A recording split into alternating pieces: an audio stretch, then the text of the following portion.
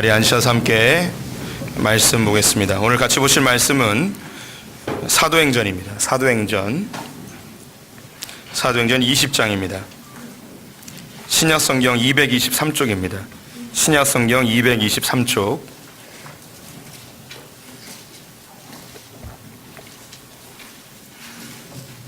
신약성경 223쪽 사도행전 20장 28절부터 32절까지의 말씀을 한 절씩 교독하시겠습니다. 사도행전 20장 28절부터 32절 교독합니다. 여러분은 자기를 위하여 또는 온 양떼를 위하여 삼가라. 성령이 그들 가운데 여러분을 감독자로 삼고 하나님이 자기 피로 사신 교회를 보살피게 하셨느니라. 내가 떠난 후에 사나운 일가 여러분에게 들어와서 그 양떼를 아끼지 아니하며 또한 여러분 중에서도 제자들을 끌어 자기를 따르게 하려고 어그러진 말을 하는 사람들이 일어날 줄을 내가 아노라. 그러므로 여러분이 일깨어 내가 3년이나 밤낮 쉬지 않고 눈물로 각 사람을 훈계하던 일을 기억하라. 함께 읽습니다. 지금 내가 여러분을 주와 및 그 은혜의 말씀에 부탁하노니 그 말씀이 여러분을 능히 든든히 세우사 거룩하게 하심을 입은 모든 자 가운데 기업이 있게 하시리라. 아멘. 오늘도 주님의 보좌 앞으로 나오신 성도님들에게 하나님의 은혜와 평강이 함께 하시기를 축원드립니다. 우리 옆 사람에게 반갑게 인사하겠습니다. 메리 크리스마스. 예, 감사합니다. 네, 저희는 내년 표에 대해서 살펴보고 있는데요. 내년 표는 불편한 삶, 자유로운 영혼입니다. 우리는 모두가 다 불편한 걸 좋아하지 않습니다. 그래서 불편함을 극복하기 원하죠. 불편함을 극복하는 방법이 편리함으로 가면 자유로워진다고 생각합니다. 하지만 이 편리를 계속 추구하다 보면 더 큰 불편함을 만나게 된다는 것을 살펴봤습니다. 그래서 불편을 극복하는 방법은 이 불편함을 자유롭게 활용할 수 있고 또 자유롭게 이것을 또 이겨낼 수 있는 능력을 키우는 것이라고 말씀을 드렸습니다. 그러면서 이제 세 가지의 주제를 가지고 내년도를 이끌어갈 것이라고 말씀을 드렸는데요. 그 첫 번째가 디지털 시대의 아날로그 영성이었습니다.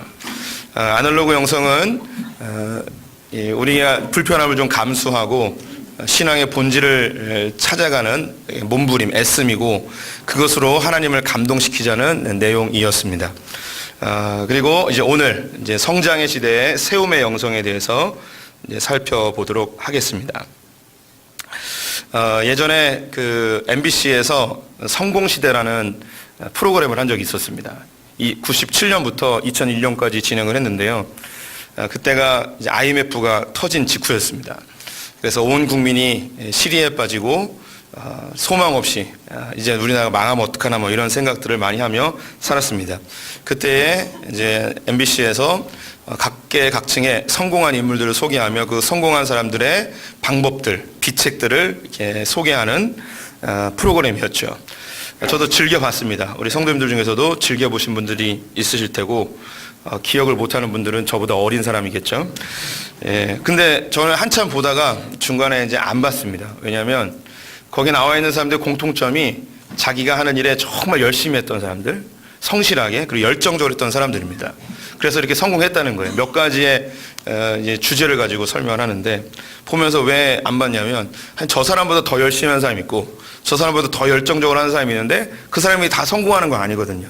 그 사람들처럼 다 그렇게 부유하게 사는 건 아니란 말이죠. 그래서 좀 오히려 더 나는 저 사람들 못지않게 열심히 사는데 난 뭘까 뭐 이런 생각이 들면서 안 보게 되었습니다. 더 예전에 제가 초등학교 시절에 일요일 밤에라는 그 코미디 프로그램이 있었습니다. 거기에 단막극 중에 뭐가 있었냐면 경제를 살립시다라는 단막극이 있었습니다. 기억하시는 분들은 진짜 텔레비전을 좋아했거나 아니면 나이가 많으신 분들이죠. 매 주일마다 경제를 살리자는 구호를 외쳤는데 기억나는 게 병실에 어떤 남자가 누워 있었어요. 가족들이 다 오더니 막 울면서 의사 선생님을 막 닥달하는 거예요. 그러면서 뭐라고 그러면 경제야, 경제야. 이 남자 이름이 경제예요. 그래서 의사를 막 멱살 잡고 경제를 살려내라고 막 이렇게 하는 그런 프로그램도 봤습니다. 그리고 나서 한 대통령이 경제를 살립시다 하면서 또 이 경제를 살리자고 막 얘기했습니다. 근데 지금도 경제를 살리자고 이야기합니다. 도대체 한 30여 년 동안 경제를 살리자고 그러는데 살아난 적은 한 번도 없었던 것 같습니다. 그렇다고 해서 굶어 죽은 적도 없는데 끊임없이 경제를 살려야 한다고 이야기하면서 뭔가 이 나라가 굉장히 큰 문제가 있고 위기의 상황이라고 우리에게 학습을 시키는 것 같습니다. 사실 우리나라는 한국전쟁 이후에 급속한 산업화로 엄청난 경제 성장을 이뤘습니다. 전세가 주목할 만한 그런 엄청난 성장을 이루었죠. 하지만 올림픽을 기점으로 해서 성장이 둔화되어지고 IMF 이후 성장은 마이너스, 거의 이제 정체되어 있는 상태입니다. 그러다 보니까 예전과 같은 5%대, 10%대의 이런 경제 성장이 안 이루어지니까 이것을 다시 한번 극복하기 위한 방책들을 여러 군데서 찾고 있습니다. 그리고 새로 나온 정치인들이나 대통령들은 경제를 최우선 과제로 하여서 자기를 뽑아주면 경제를 살릴 수 있다고 호언장담하였지만 한 번도 이뤄낸 사람은 없습니다.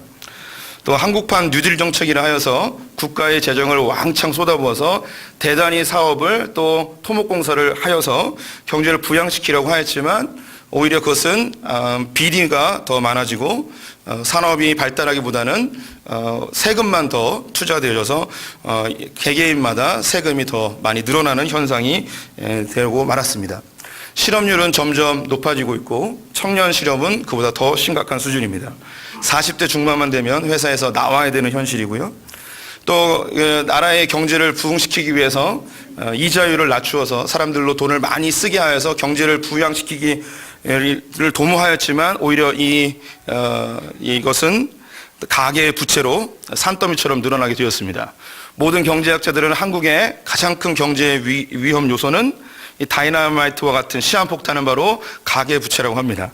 여기 계신 성도님들도 할 수 있거든 빨리 빚을 다 갚으십시오.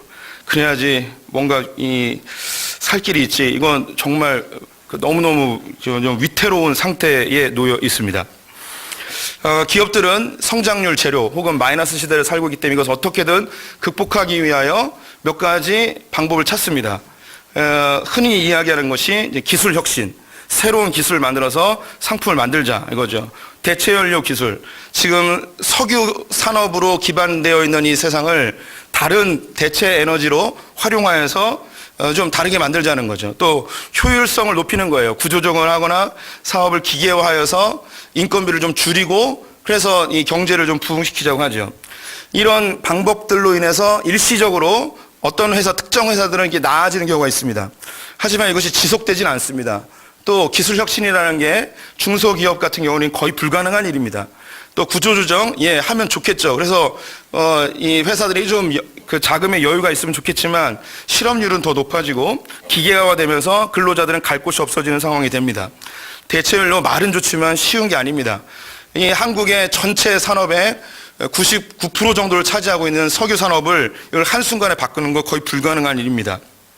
그러다 보니 대기업들은 이 경제 성장을 이루기 위해서 이익을 창출하기 위하여 할 수 있는 방법은 거의 한 가지밖에 남지 않았습니다. 그게 뭐냐면 작은 회사들이 개발해낸 기술을 먹거나 작은 회사들을 자기들이 사들이는 일입니다. 그래서 큰 회사는 점점 더 커지고 작은 회사들은 살 길이 더 막막해지는 현실에 놓여 있습니다. 그래서 빈부의 격차가 점점 그 폭이 넓어지고 빈익분 빈익빈의 상황이 우리에게 엄청난 현실이 되었습니다. 그래서 우리 성도님들이 경제를 잘 몰라도 이렇게 가다가는 이 나라가 망하겠구나라는 것을 온몸으로 다 느끼고 있습니다. 더 안타까운 것은 이런 국가의 경제 정책을 세우고 있는 정치가들, 정책가들, 공무원, 관료들 모두가 성장 시대를 살았습니다. 그래서 성장에 대한 패러다임을 갖고 있습니다. 성장을 하지 않으면 문제가 있는 거예요. 그래서 정치인들이나 관료들이나 모든 국민들에게 성장을 이야기하고 성장하지 않는 것에 대해서 이것은 문제가 있는 거고 성장을 일으키지 못하는 상대 정당은 문제가 있는 정당이라고 성장하지 않는 것에 대해서 큰 위기를 우리 백성들에게 계속해서 이야기하고 있습니다. 이게 문제입니다. 많은 경제학자들은 성장이 멈췄다고 이야기합니다. 성장이 끝났어요. 성장이 끝났죠. 전 세계 어떤 나라도 성장이 계속되지는 않습니다. 또한 우리 인간으로 쳐도 인간이 언제까지 자라겠습니까? 18살, 19살이면 성장이 멈춥니다. 그 다음에 다른 단계로 넘어가잖아요. 우리나라 역시 경제가 성장했으면 성장이 멈추고 그 다음 단계로 넘어가야 됩니다. 그런데 성장의 패러다임을 갖고 있었던 사람들은 성장하지 않는 국가 경제에 대해서 큰 위기이고 문제이고 그래서 이 사람들에게 두려움을 조장하며 이 경제를 자기들이 이끌 수 있다고 하면서 자기들이 이 헤게모니, 권력을 잡으려는 작당들을 계속 해나가고 있습니다. 긴장하지 마세요. 저 뭐 정부를 까고 뭐 그런 얘기 아닙니다. 예. 지금은 성장이 멈춘 시대예요. 성도님들도 다 알고 있고 경제학자들도 다 얘기해요. 그런데 성장을 일으키려고 끊임없이 노력하니까 자꾸 문제가 생기고 우리는 굉장히 뭔가 이렇게 잘못된 시대에 살고 있는 듯한 그런 착각을 하고 있습니다. 지금은 성장의 시대가 아니에요. 성장의 시대가 아닌 거죠. 그런데 이 성장에 대하여서 계속 이야기하는 이 세대 가운데 이 성장이 멈췄음을 느끼고 다른 방편으로 나가려는 사람들이 나타나고 있습니다. 그것이 뭐냐면 공동체주의라는 거예요. 혹시 쉐어 문화라고 들어보셨습니까? 자기의 것을 나누는 거예요. 혹시 카쉐어링이라고 들어보셨죠? 차를 내가 일주일 중에 이틀을 쓰면 나머지는 다른 사람이 쓰도록 일정 금액을 받고 나눠주는 거죠. 쓰게끔. 예전에 성장시대는 차를 모든 사람이 하나씩 다 갖고 있어야 됩니다. 이것이 정상이었습니다. 그런데 성장이 멈춘 시대에는 다 갖고 있는 게 이게 오히려 우리에게 마이너스가 됩니다. 성도님들이 차를 갖고 있는 순간부터 우리는 손해를 보고 있는 거예요. 많은 재정이 들어가죠. 그래서 차를 필요한데 안 가질 수는 없고 그래서 공동체가 만들어집니다. 그래서 몇몇 사람들이 차가 있으면 그것을 안 쓸 때에 대신 자기가 돈을 내고 쓰는 것이죠. 쉐어하우스라고 들어보셨습니까? 집을 같이 나눠 쓰는 거예요. 예전 성장 시대에는 모든 가정들이 다 집이 있어야 되는 거예요. 집이 있어야 되는 것이 정상인 거죠. 그런데 지금은 성장 시대가 멈추어서 이대로 살다가 집 때문에 가계 부채로 내가 버는 수입의 한계가 있는데 부동산 가격은 점점 높아지니까 내 재정의 3분의 1이 다 집값으로 날아가는 거죠. 이렇게는 도저히 살 수 없다. 그래서 공동체들이 모입니다. 쉐어하우스 하는 거예요. 집이 방이 3칸이면 사람들이 각각의 방에 있고 주방과 거실을 함께 쓰면서 같이 쓰는 거죠. 그래서 내 재정적 부담도 덜고 집이 없는 사람이 또 쓸 수 있게 되어지는 이런 공동체들이 점점 일어납니다. 또 물건들을 쉐어하는 거예요. 같이 나누는 거죠. 한 달에 한두 번밖에 쓰지 않는 기계를 나만 쓰는 게 아니라 필요한 사람들이 대여하여서 같이 쓰는 이런 공동체주의의 쉐어 문화가 이 성장이 멈춰진 시대에 조금씩 나타나고 있습니다. 하지만 이게 전체적인 문화가 되는 건 거의 불가능할 것 같습니다. 경제학자들은 지금의 이 성장이 멈춰진 시대의 대안은 공동체주의라고 하는데 혹시 들어보셨죠? 상생의 경제, 뭐 다 같이 잘 사는. 그런데 뭐 구호는 좋지만 사실 인간의 욕심이라는 게 내가 더 갖고 싶지 함께 나누면서 사는 것이 거의 불가능합니다. 그래서 뭐 답은 알지만 이것이 실현되어질 수 있는가 이것은 굉장히 미지수이긴 합니다. 어쨌든 중요한 건 뭐냐면 지금 성장의 시대는 멈춰졌다는 겁니다. 교회도 마찬가지입니다. 한국 교회는 세계 기독교 선교 역사상 유례를 찾을 수 없는 엄청난 부흥을 일으켰습니다. 전 세계 기독교 국가들이 한국을 주목하였죠. 한국의 교회 부흥은 경제 성장과 거의 보폭을 같이 하고 있습니다. 올림픽 이후에 경제가 주춤하게 되어지자 한국 교회의 부흥 역시 주춤하게 되고 이것이 이제 마이너스로 흘러가고 있습니다. 한국 교회가 예전 70년대, 80년대는 건물에다가 십자가만 달면 사람이 모인다고 했던 때가 있었습니다. 하지만 90년대를 접어들면서 부흥과 성장은 거의 멈춰졌습니다. 그러자 목사님들이 교회를 부흥시키고 성장시키는 방법들로 여러 가지 비책들을 찾았습니다. 예전에 부흥회를 하여서 사람들 많이 모으고 으쌰으쌰해서 뭐 은혜 좀 받게 해서 교회 열심히 다니게 봉사 열심히 하게 한 적도 있었습니다. 그것이 효력이 없어지자 이제 총동원 전도주의라고 믿지 않는 사람들 엄청 모아가지고 연예인 데려오고 선물 주고 하면서 그리고 전도한 사람들에게 뭐 상품 나눠주면서 이제 사람들 많이 모은 적도 있었습니다. 또 이것도 또 시들해지니까 경배와 찬양, 제자훈련, 열린 예배, 또 사회에 교회에 대한 좋은 이미지를 심어야 된다고 하면서 사회복지, 문화센터, 뭐 다양한 방법들로 교회를 부흥시키기 위해 애를 쓰는데 제가 언급한 것들 지금 거의 대부분 많이 사라졌습니다. 왜일까요? 효력이 없다는 거예요, 이제 더 이상. 즉, 교회의 성장 역시 멈췄습니다. 이거는 우리 성도님들이 계속 성장하면 좋겠죠. 근데 그것이 안 돼요. 아까도 언급했듯이 사람이 어디까지 성장하면 그 다음부터는 더 이상 성장이 없거든요. 그러면 성장하지 않으면 그 다음 뭘까요? 그 다음에 몸을 건강하게 유지하는 거예요, 유지. 하나님께서도 부흥이라는 것을 두 가지로 이야기하시는데 첫 번째는 사람이 많이 늘어나는 것, 지경이 넓어지는 것을 부흥이라고 합니다. 두 번째 부흥은 뭐냐면 평안하게 유지되는 것을 성경에서 부흥이라고 이야기합니다. 이스라엘이 가나안 땅에 들어가서 가나안 7족속을 몰아내는데 하나님 참 놀라운 게 뭐냐면 지경을 정해주세요. 위로는 유브라테스 강까지, 밑으로는 애굽의 변방까지. 보통의 제국의 문화는 점점점 땅이 늘어나면 더 넓혀지는 거예요. 그 메소포타미아까지 쫙쫙쫙 늘려도 되는데 하나님께서 거기까지라는 거죠. 그러면 땅을 유브라테스 강에서 애굽의 변방까지 다 차지했으면 그 다음부터 뭐 해야 될까요? 하나님은요 더 땅을 넓히라 하지 않고 더 성장하지 않고 그 다음에 뭐 하냐면 이 나라를 하나님의 말씀과 질서와 율법으로 잘 다스리는 건강한 나라가 되도록 주님께서 요구하십니다. 그런데 자칫 잘못하면 계속 성장의 패러다임에 휩싸여서 나는 지금 건강하게 삶을 유지해야 되는데 성장하면 집중하다 보면 이게 엄청난 부작용이 나타나게 됩니다. 우리 성도님들, 한국교회는 좀 슬픈 이야기이긴 하지만 성장이 멈췄습니다. 성장이 멈춰진 이 시대에 교회 내부적으로 끊임없이 성장에 대해 추구하는 이것을 좀 바꾸려는, 즉 건강한 교회를 만들고자 하는 운동들이 일어납니다.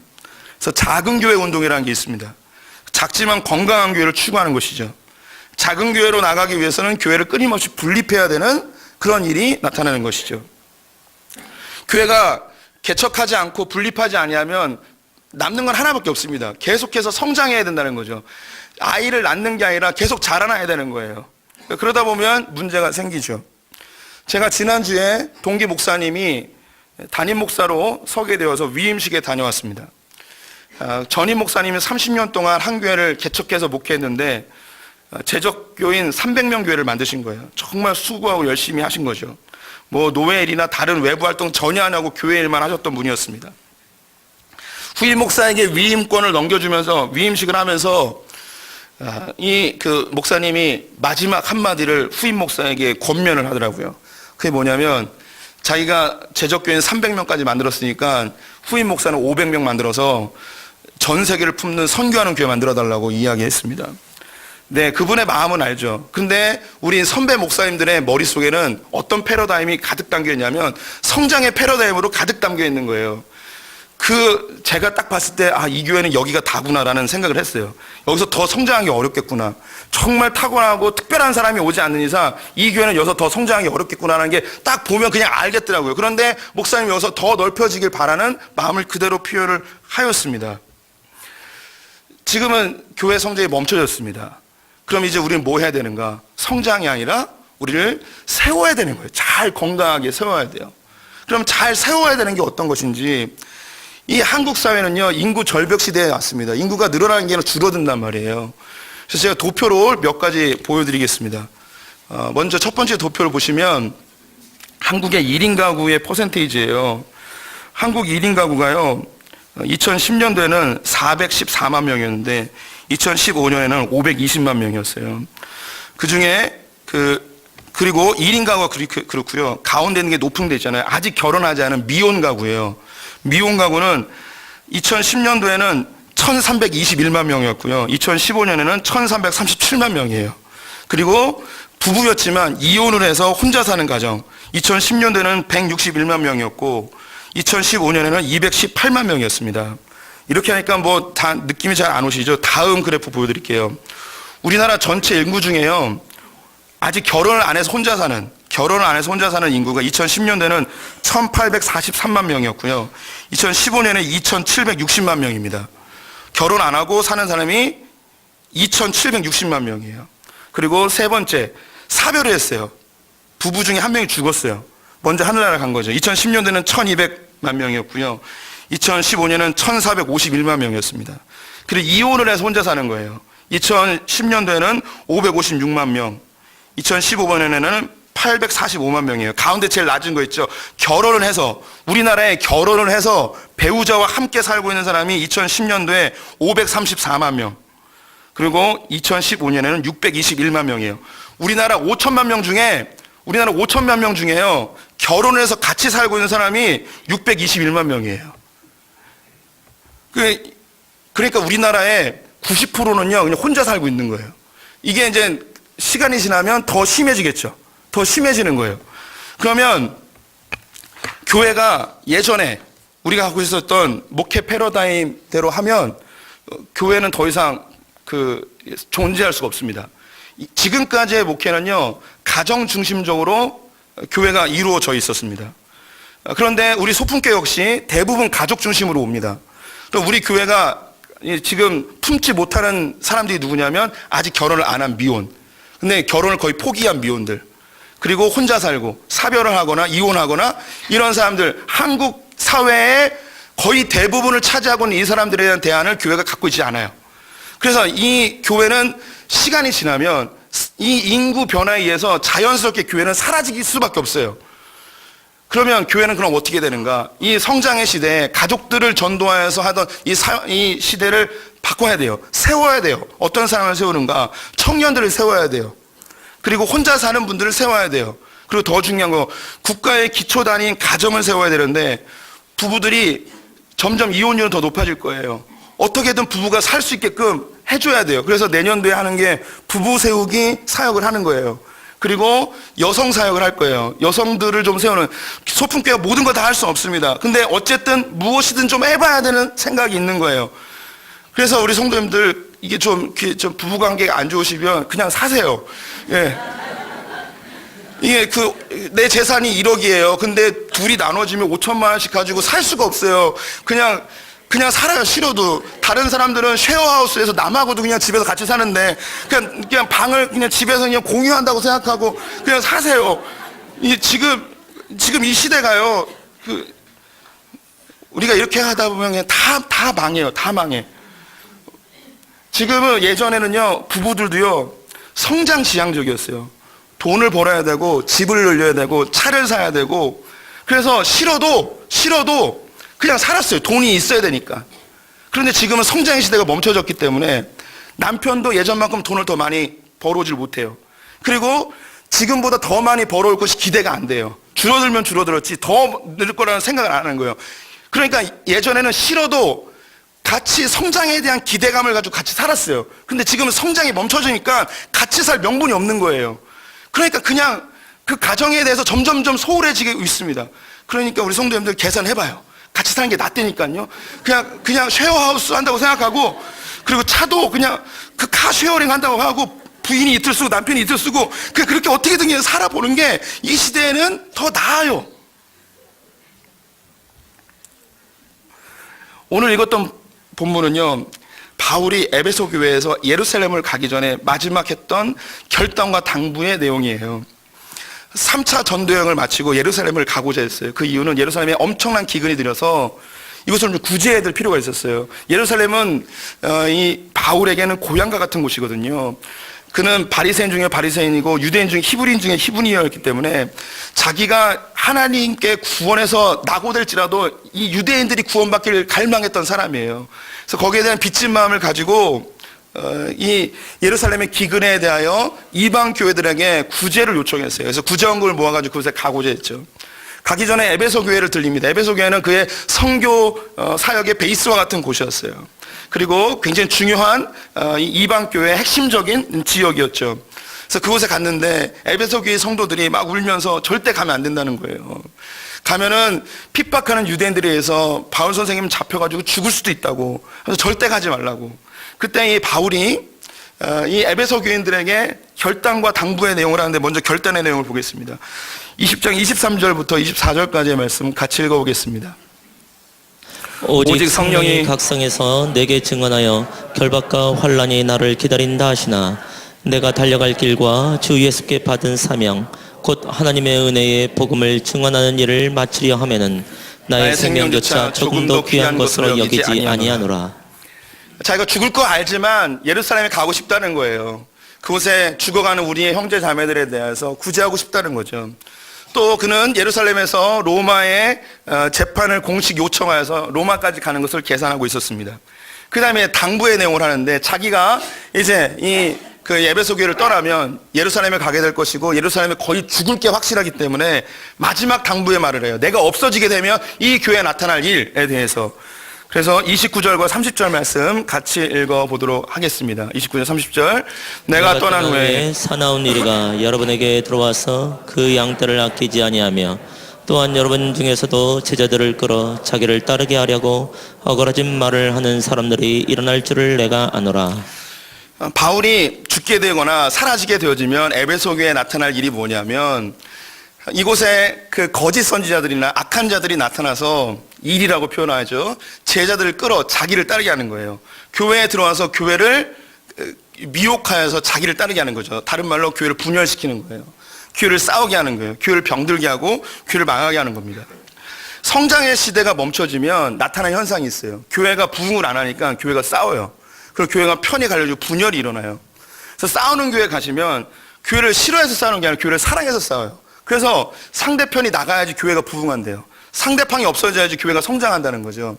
다른 표현을 하면 저 목사 때문에 교회가 부흥을 못한다는 거예요. 저 사람 때문에 교회가 지금 부흥을 못하고 있다는 거죠. 그래서 성장의 패러다임에 갇히게 되면 성장 안 하는 게 큰 잘못이라고 생각하는 거예요. 교회는 성장할 때가 있습니다. 하지만 성장이 멈출 때도 있습니다. 그럼 그 다음에 뭐 해야 되는가? 그 다음에 해야 될 일, 그것이 뭐냐면 31절에서 32절 말씀 같이 읽어보겠습니다. 그러므로 여러분이 이를 깨어 내가 3년이나 밤낮 쉬지 않고 눈물로 각 사람을 훈계하던 것을 기억하라. 지금 내가 여러분을 주와 및 그 은혜의 말씀에 부탁하노니 그 말씀이 여러분을 능히 든든히 세우사 거룩하게 하심을 입은 모든 자 가운데 기업이 있게 하시리라. 성장의 시대가 멈춰지면 그 다음에 해야 될 게 뭐냐면 든든히 세워야 돼요. 무엇으로? 말씀으로 세워야 되는 거죠. 그래서 이 말씀으로 든든히 세워지면 기업이 있겠다는 거예요. 이 기업은 구원을 이야기합니다. 교회가 성장의 시대를 멈추면 그 다음에 분열이 일어나요. 싸워요. 말씀으로 든든히 쓰지 않으면 결과 어떻게 되냐? 내가 교회는 다녔지만 구원에서 멀어지고 교회에서 떨어지게 되는 거예요. 그래서 지금은 우리 성도님들이 말씀으로 나를 견고히 세워야 될 중요한 시기예요. 더불어서 싸우면 안 돼요. 절대 싸우면 안 돼요. 교회가 부흥을 못하고 성장을 못할지라도 절대 싸우면 안 돼요. 그냥 가장 쉬운 이야기로 지금 전도가 안 되죠. 전도를 못하는데 싸워서 사람을 내보내면 어떻게 해요? 전도를 하든지 전도를 하고 싸우면 제가 이해하겠습니다. 예. 근데 전도를 안 하는데 싸워서 누군가 내보내요. 상처받아서. 그럼 이건 문제가 있는 거죠. 우리 이제 어떻게든 싸우지 말아야 돼요. 어떻게든 하나가 돼야 돼요. 우리 속에 저 사람 때문에 교회가 성장 못한다. 이 성장의 패러다임 없어요. 이제는 뭐 해야 되냐면 견고히 서야 돼요. 저 사람 문제 많아요. 저 사람 때문에 교회가 아파요. 저 사람 때문에 교회가 심각한 위기에 빠졌어요. 그럼 이때 이 사람 쫓아내고 성장하자. 이게 아니라 저 사람이 세워지도록 기도해야 되는 거예요. 저 사람의 말씀으로 견고히 서도록 구원에 동참하도록 그를 위해서 기도해야 되는 거예요. 이걸 해야 되는 거예요. 이걸.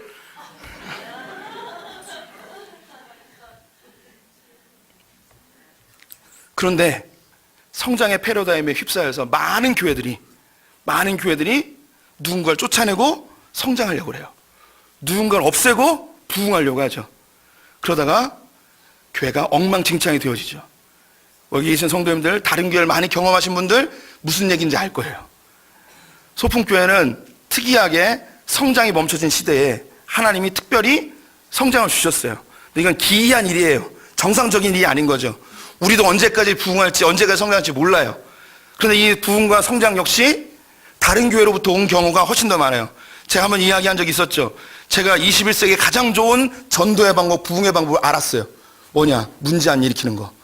안 싸우고 문제 안 일으키는 게 최고의 부흥의 방법이에요. 왜냐? 다른 교회들은 다 이런 얘기 안 해주거든요. 그래서 열심히 싸워요. 상처받아요. 갈 데가 없어요. 그래서 우리 교회로 오는 거예요. 최고의 전도 방법 뭐냐? 안 싸우는 거예요. 안 싸우는 거. 알았죠? 그러면 어떻게 해야 되냐? 그냥 저 부족한 사람 세워지도록 기도해야 되는 거죠. 제가 시간이 남으면 하려고 하고 안 남으면 안 하려고 했던 얘기가 있어요. 제가 설교를 준비하면서 생각나는 사람이 하나 있었어요. 성경과 전혀 관계없고 성경적인 사람도 아니에요. 그런데 나누고 싶었어요.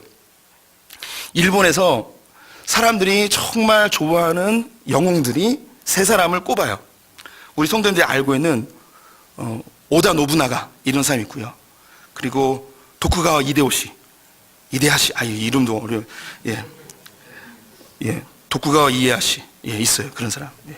그 다음에 또 한 명 있어요. 이 사람은 잘 몰라요. 사카모토 료마라는 사람이에요. 이 사람. 사카모토 료마. 사진 찍기를 좋아해서 사진이 많이 남아 있어요. 600년 동안 일본의 막부 시대, 사무라이 시대가 진행이 됐습니다. 그런데 서양에서 산업혁명 이후 엄청난 공산품들이 만들어지게 됐는데 이걸 자국 내에서 해결을 못하니까 식민지 정책을 해서 다른 나라에서 이걸 팔고 그 나라에 있는 자원들을 막 싼 가격에 막 가져오는 거예요. 그래서 이걸 점점점 동양으로 하다가 이 극동지방에 있는 작은 섬나라 일본까지 오게 됐습니다. 그래서 처음으로 네덜란드가 쳐들어와서 이 문호를 개방시키려고 했는데 사무라이들이 열심히 싸워서 겨우겨우 막아냈어요. 그 다음에 프랑스, 영국 군함들이 와가지고 막 다 열심히 싸웠죠. 그러다가 이 일본이 누구한테 뚫리냐면 미국에게 뚫려요. 그래서 미국의 현대 무기에 의해서 사무라이들이 초토화가 돼버리죠.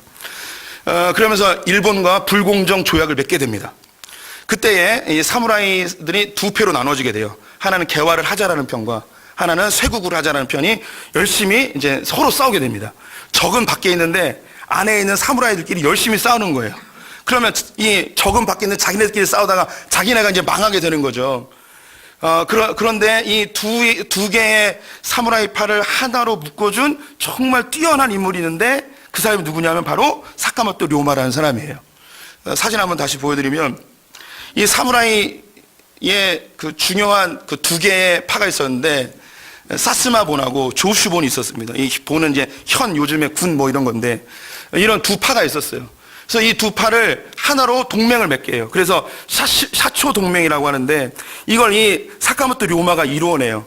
그리고 배에서 이 일본이 앞으로 나가야 될 8가지의 방책을 마련해요. 그 중에 몇 가지가 있는데 해군을 만드는 것, 그리고 외국과 조약을 맺을 때는 공정하게 맺어야 되는 것, 이런 것들을 만들게 됩니다. 그래서 이 사무라이들이 하나로 동맹을 맺고 이제 카레 시대, 즉 사무라이 시대는 맞춰졌기 때문에 그들이 정권을 내려놓고 일왕을 다시 세워요. 그래서 세워진 일왕이 누구냐면 메이지예요. 메이지 일왕. 그래서 메이지 유신이 시작이 되죠. 그래서 메이지 정부가 이 사카모토 료마가 만들어낸 선상 8책을 가져와서 일본 근대화를 열게 되어져요. 근데 이 사카모토 료마는 정체를 알 수 없는 자객들에 의해서 32살의 나이에 죽게 됩니다. 이 사카모토 료마가 왜 중요하냐면 적이 밖에 있는데 내부 있는 사람끼리 열심히 싸우다가 자기네끼리 망하게 된 거예요. 이러면 안 된다는 거죠. 그래서 이 사람이 두 갈등의 요소를 제거해서 하나로 묶습니다. 그래서 일본을 하나로 만들어요. 공동체 정신을 일본에게 확 집어넣습니다. 그 다음에 이 일본의 공동체를 만들어서 표대를 정하죠. 그게 선상 8책이에요.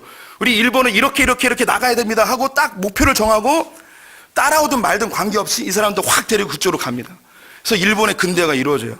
그래서 일본이 공업화가 되어지고 많은 물건을 만들었는데 일본 사람들이 똑같이 서양 사람들이 그렇게 일본을 침략했던 것처럼 자기들이 공산품 만들면 팔아야 되니까 팔 데가 없으니까 한국하고 중국하고 만주하고 막 여기에 막 다 점령을 해 들어온 거예요. 개인적으로 사카모토 료마가 살아 있었으면 아마 그 식민지 정책은 존재하지 않지 않았을까라는 그런 약간의 기대감은 있습니다. 제가 이제 말하는 게 뭐냐면 이 사회에도 이 공동체가 어떻게 살아야 되는지를 아는 성각자들이 있었어요. 근데 그 방법은 하나님이 알려준 방법과 일치해요.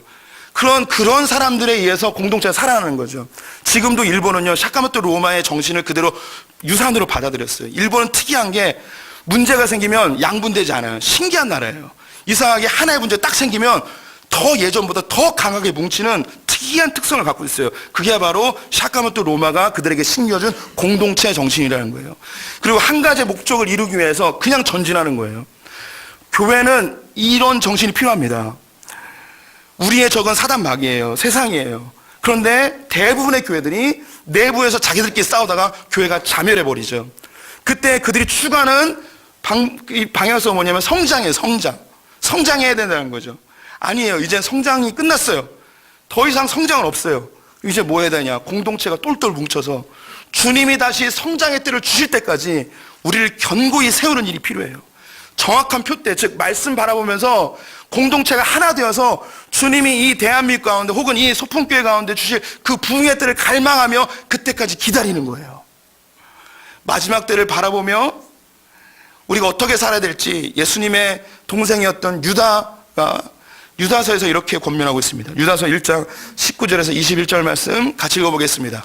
이 사람들은 분열을 일으키는 자며 육에 속한 자며 성령이 없는 자니라.